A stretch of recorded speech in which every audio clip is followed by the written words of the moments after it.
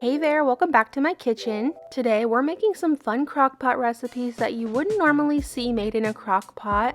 These recipes are great if your oven happens to go out or if you just don't want to turn on your oven in this warm summer heat.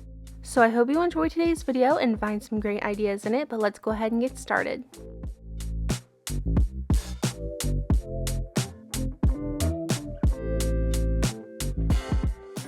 First up today, we are making this apple dump cake. To begin with this one, in a nice big bowl, you're going to add 1 box of yellow cake mix.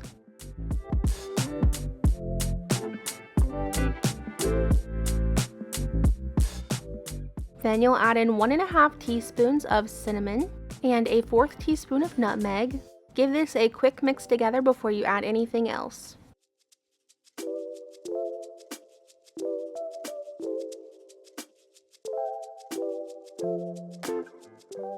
Next, add in 1 stick of melted butter. I know it's a lot of butter, but if it's going to be good, it needs a lot of butter, right? Once again, go ahead and get that mixed together.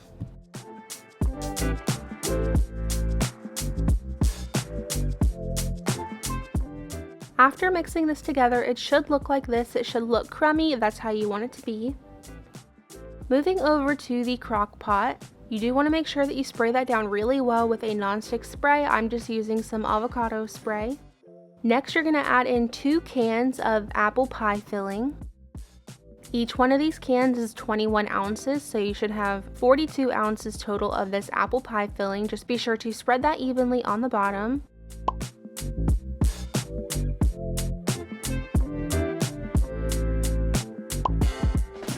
And now taking the cake mix mixture that we made, you're going to go ahead and pour that on top and spread that around over top of all the apples.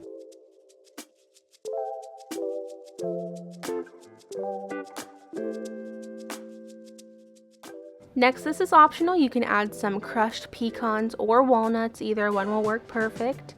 My husband is not a big nut fan, so I just went ahead and added a little bit on this corner over here for myself.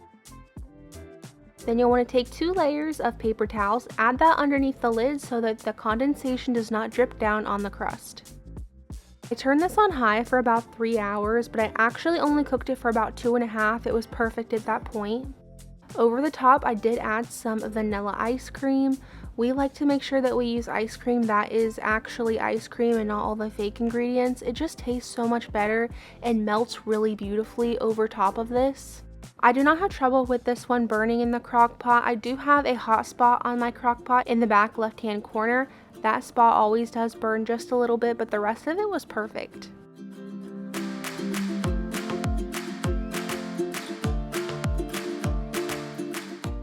Up next, we're going to be making these garlic bread bites.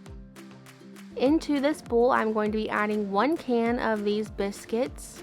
For the biscuits, you will want to just go ahead and cut them all into 6 pieces each.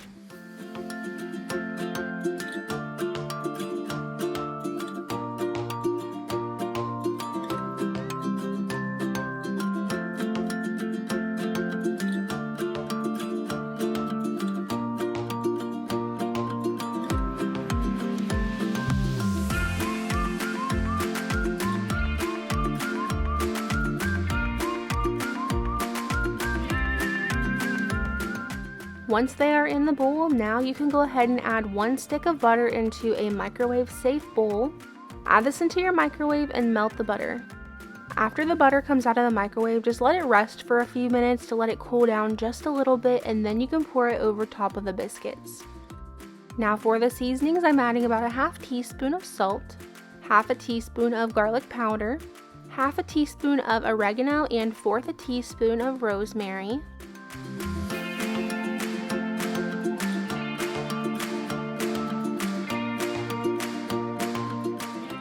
And then you just need to mix this all together, and the best way to do that is by using your hands because you can break the biscuits apart as you go, and just make sure that they are all equally covered in the seasoning and butter.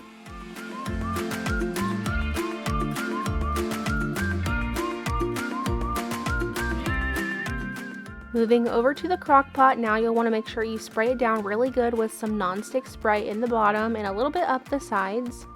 Go ahead and pour your garlic bread in there, and then once again, using your hand just because that is the easiest way, spread those out in the bottom of the crock pot in a single layer.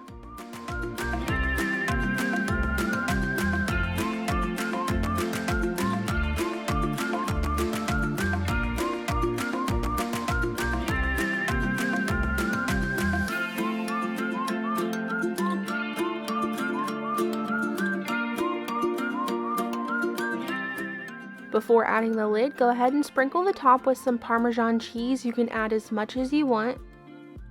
Cover, and then you're just going to cook this on a low heat for anywhere between 2 to 2.5 hours. I ended up cooking mine for right at 2 hours. Once again, that hot spot right there in the back got a little dark, but the rest of it was really good.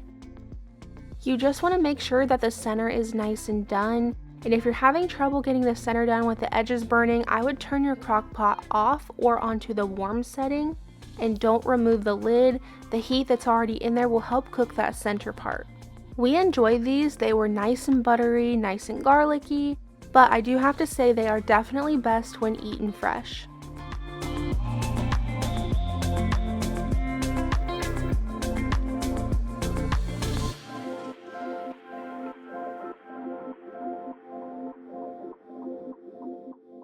Up next, this is actually one of my favorite meals. We're making some chili cheese, baked potatoes, but in the crock pot. To begin, I have 4 nice big russet potatoes here. I did go ahead and wash those very well, and now I'm poking them all with a fork. Next, you'll just want to take some olive oil or avocado oil and cover your potatoes in the oil.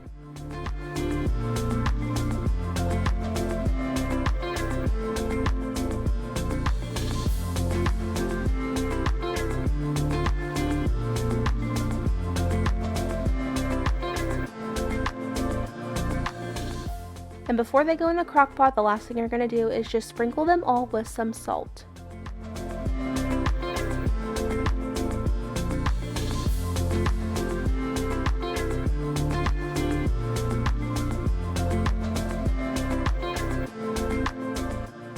Place them all in the bottom of your crock pot in a nice single layer. However, you can actually stack these if you're making a lot of potatoes. I have never done that, but I have seen other people do it.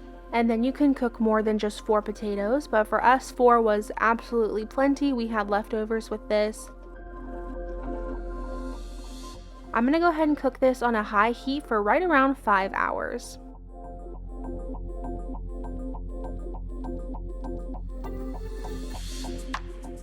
At this point, your potatoes should be fork tender. If your potatoes are larger than mine, you may have to cook them a little bit longer, and if they're smaller, they might get done before this. From here, you can continue doing everything in the crock pot, so I'm just using some tongs and a knife to slice the center of the potato, and then to push it open. Then I'm using a fork to just fluff up the inside of the potato a little bit.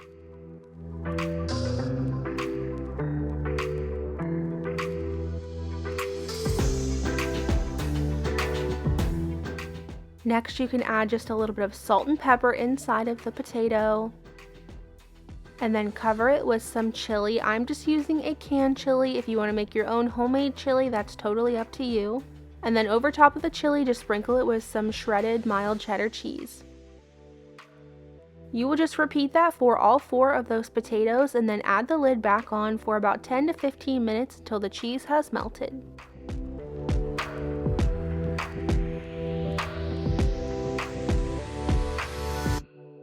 Here's what my plate looked like in the end. On the side, I did go ahead and steam up some broccoli on my stovetop.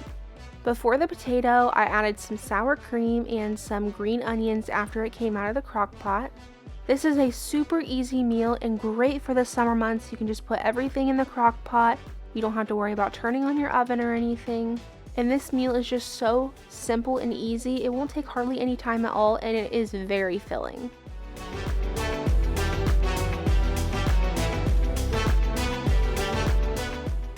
And last but not least, I actually decided to make this peanut butter chocolate cake in the crock pot for my husband since he loves peanut butter. I am not a big fan of peanut butter, but this did turn out really good. Into this nice big bowl, I'm adding 1 package of Devil's Food Cake Mix. You'll also need to add in 1 cup of water along with 3 eggs.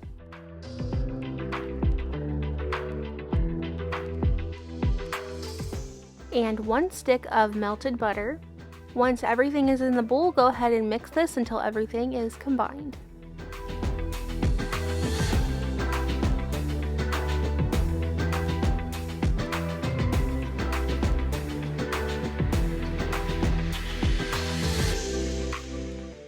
Into the cake mix now, you can go ahead and add in some mini Reese cups.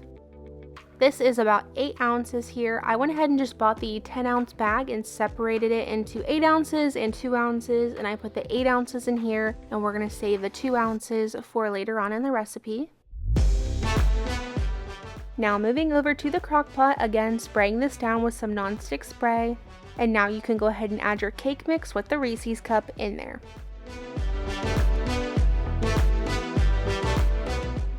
Spread this around as even as you can, and then go ahead and add the lid. For this one, I saw a lot of people saying this burns really easy, and I already have a hot spot in my crock pot. So I went ahead and started it for 2 hours on high, but I actually cooked it for 1 hour on high and 1 hour on low. I turned it off and then just let it sit in the crock pot until the center was firm. I would say that only took about 10 minutes or so.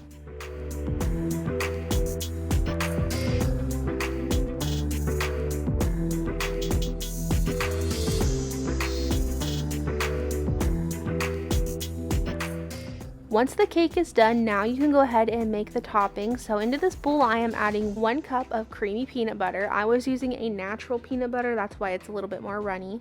You'll also want to add in 3 tablespoons of some powdered sugar. This is going to sweeten it up.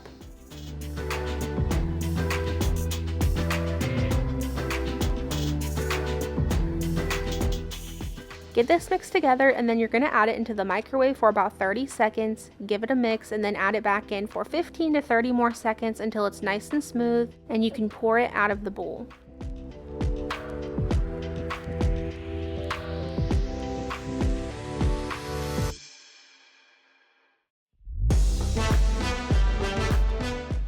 Spread that around to make sure that the entire top of the cake is covered.